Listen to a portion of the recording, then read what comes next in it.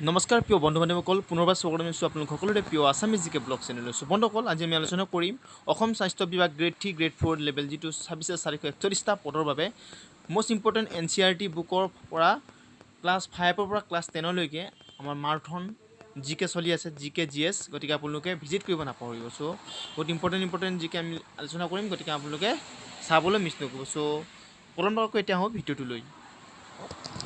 so বন্ধুসকল first question কিমান চনত ব্ৰিটিছে খাৰুতেল আৱিষ্কাৰ কৰিছিল ইম্পৰ্টেণ্ট কুৱেশ্যন ব্ৰিটিছে খাৰুতেল কিমান চনত আৱিষ্কাৰ কৰিছিল 1825 চনত ব্ৰিটিছে খাৰুতেল আৱিষ্কাৰ কৰিছিল সো নেক্সট কুৱেশ্যন অসমত কয়লা খনি আৱিষ্কাৰ কেতিয়া হৈছিল অসমত কয়লা খনি আৱিষ্কাৰ হৈছিল 1825 একেটা ডেটতে খাৰুতেল আৱিষ্কাৰ হৈছিল আৰু কয়লা খনিও আৱিষ্কাৰ হৈছিল নেক্সট কুৱেশ্যন কিমান চনত অসমত প্ৰথমখন চাহ বাগিচা স্থাপন হৈছিল কিমান চনত প্ৰথমখন চাহ বাগিচা স্থাপন হৈছিল অসমত 1833 চনত প্ৰথমখন চাহ বাগিচা অসমত স্থাপন হৈছিল সো নেক্সট কুৱেশ্যন কপাহী বস্ত্ৰ উৎপাদনত ভাৰতৰ স্থান কিমান ইম্পৰ্টেণ্ট কুৱেশ্যন কপাহী বস্ত্ৰ উৎপাদনত ভাৰতৰ স্থান হৈছে দ্বিতীয় ইম্পৰ্টেণ্ট সো নেক্সট কুৱেশ্যন অসমত কেতিয়া প্ৰথম ডাঙৰ ভূমিকম্প হৈছিল অসমত কেতিয়া প্ৰথম ডাঙৰ ভূমিকম্প হৈছিল ইয়াৰ ৰাইট এনসাৰ হ'ব 1950 চনত অসমত প্ৰথম ডাঙৰ ভূমিকম্প হৈছিল so next question Bhopal gas দুৰ্ঘটনা কিমান চনত হৈছিল ইম্পৰ্টেণ্ট কুৱেশ্যন ভূপাল গেছ দুৰ্ঘটনা হৈছিল 1984 চনত সো নেক্সট কুৱেশ্যন ভাৰতৰ প্ৰথম স্বাধীনতা সংগ্ৰাম বুলিলে কোনটো বিদ্ৰোহক জনা যায় ভাৰতৰ প্ৰথম স্বাধীনতা সংগ্ৰাম বুলিলে চিপাহী বিদ্ৰোহক জনা যায় ইম্পৰ্টেণ্ট হয় আপোনালোকে নোট বনাই লিখি ল'ব সো নেক্সট কুৱেশ্যন চিপাহী বিদ্ৰোহৰ গুৰি ধৰোঁতা কোন আছিল চিপাহী বিদ্ৰোহৰ গুৰি ধৰোঁতা আছিল Maniram Dewan so next question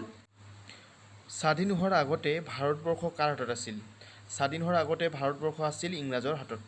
so next question ইংৰাজসকলে আফু খেতি বন্ধ কেতিয়া কৰিছিল ইংৰাজসকলে আফু খেতি বন্ধ কৰিছিল 1861 চনত ইম্পৰ্টেণ্ট কুৱেশ্যন হয় অসমৰ প্ৰথম কৃষক বিদ্ৰোহটোৰ নাম কি অসমৰ প্ৰথম কৃষক বিদ্ৰোহৰ নাম হৈছে ফুলগুৰি ধেৱা আৰু ফুলগুৰি ধেৱা কেতিয়া হৈছিলে ফুলগুৰি ধেৱা হৈছিল 1861 চনত সো নেক্সট কুৱেশ্যন 92 সন্ধিৰ সময়ত ভাৰতৰ গভৰ্ণৰ জেনেৰেল কোন আছিল ইম্পৰ্টেণ্ট কুৱেশ্যন 92 সন্ধিৰ সময়ত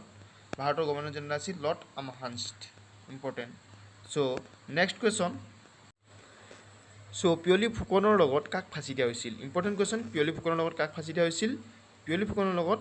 জিঅ'ৰাম দুলিয়াক ফাঁচি দিয়া হৈছিল সো নেক্সট কুৱেশ্যন মণিৰাম দেৱানৰ লগত কাক ফাঁচি দিয়া হৈছিল মণিৰাম দেৱানৰ লগত ফাঁচি দিয়া হৈছিল পিয়লি ফুকনক এই দুইটা কুৱেশ্যন ইম্পৰ্টেণ্ট হয় আপোনালোকে বহীত নোট বনাই লিখি ল'ব সো আজি শেষৰটো কুৱেশ্যন অসহযোগ আন্দোলনৰ সময়ত কোনে মহাত্মা গান্ধীক টুপি বৈ উলিয়াইছিল ইম্পৰ্টেণ্ট কুৱেশ্যন অসহযোগ আন্দোলনৰ সময়ত মহাত্মা গান্ধীক কোনে টুপি বৈ উলিয়াইছিল ইয়াৰ ৰাইট এনসাৰ হ'ব নলিনীৱালা দেৱী সো বন্ধুসকল কেনে পালে ভিডিঅ' জনাব যদি ভিডিঅ' ভাল পায় লাইক কমেণ্ট শ্বেয়াৰ ছাবস্ক্ৰাইব কৰিব নাপাহৰিব লগৰবোৰক শ্বেয়াৰ কৰিব নাপাহৰিব আকৌ আহিম অন্য এটি ভিডিঅ'লৈ আজিলৈ বাই ধন্যবাদ জয় আই অসম